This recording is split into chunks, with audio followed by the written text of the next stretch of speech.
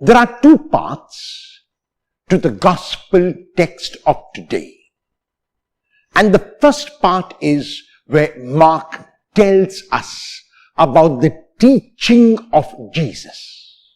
Mark makes a statement by saying the teaching of Jesus made a deep impression on the people because he taught with authority.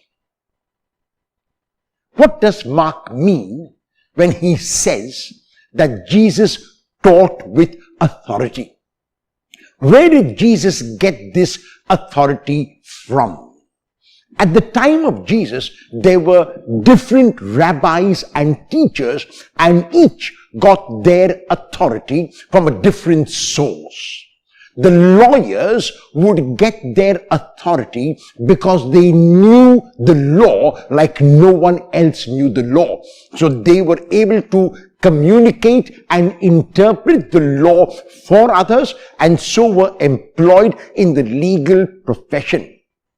Another group was a group which was privileged by birth and could get their authority because they had been born into a priestly family, they had been born into a high-class family, and so they got their authority from birth.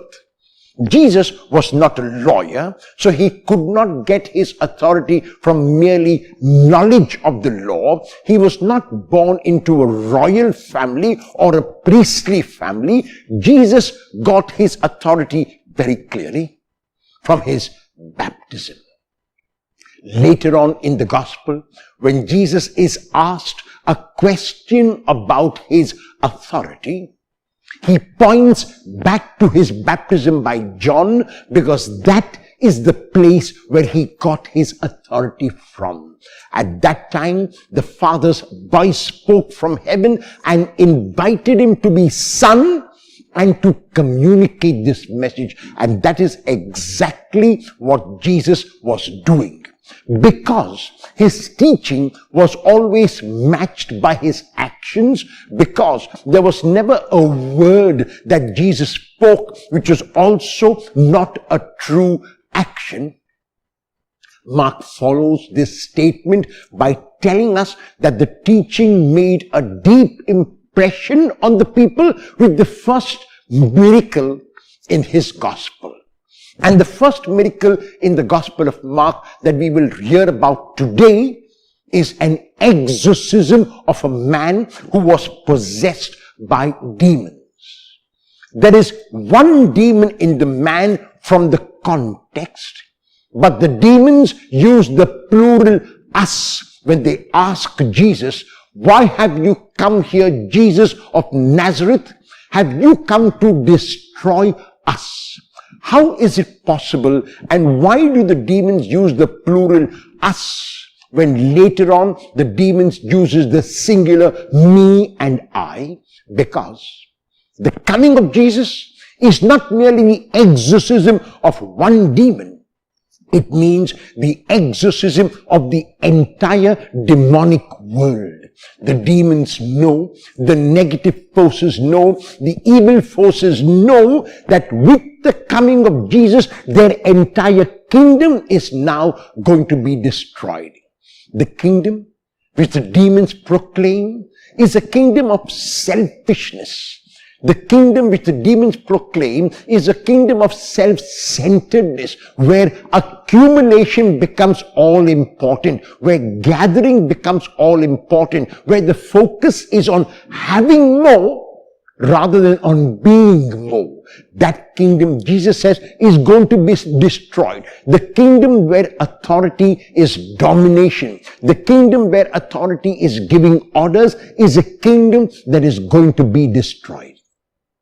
The kingdom that Jesus inaugurates, and the kingdom which the demons are therefore afraid of, is the kingdom which Jesus brings through his teaching and his action, a kingdom of selflessness, a kingdom of service, a kingdom of love. And that is why at the end of the miracle, which is an exorcism, the people respond by calling this exorcism a new teaching. The old teaching asked us to focus only on ourselves. The old teaching asks us to be self-centered and selfish. Now, this new teaching, which Jesus has come and inaugurated, is a kingdom which asks us to go out of ourselves and to be for the other.